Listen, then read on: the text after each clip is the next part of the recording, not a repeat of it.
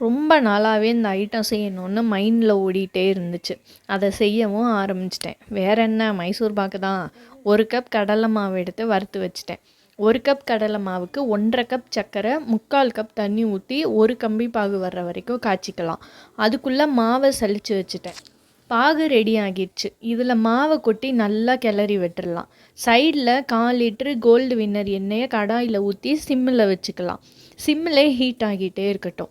ஒவ்வொரு கரண்டியாக மாவில் எடுத்து ஊற்றிக்கிறேன். மாவு எண்ணெய் இழுத்துட்டே இருக்கும். எனக்கு ஒரு 1/4 லிட்டரு போல் எண்ணெய் செலவாச்சு. இடையில 100 நெய் சேர்த்துக்கினேன். மாவு பச்சை வாசனை போய் நல்லா ப்ரௌனிஷாக ஆகும். அதை எடுத்து ஏற்கனவே நெய் தடவின பிளேட்டில் கொட்டி லைட்டாக அழுத்தி விட்டுட்டேன். ஒரு 1/4 மணி நேரம் கழித்து கத்தியை வச்சு கட் பண்ணிட்டேன். ஷேப்பு தான் ஷேப்பாகவே வரல, ஆனால் டேஸ்ட்டு நிஜமாகவே சூப்பராக இருந்துச்சு. ஏன்னா அந்த ஸ்வீட்டை சாப்பிட்டு பார்த்த எல்லாருமே மைசூர் பாக்குன்னு கண்டுபிடிச்சிட்டாங்க. நான் கஷ்டப்பட்டு பண்ணதுக்கு பலன் கிடச்சதில் எனக்கு ரொம்ப சந்தோஷம்.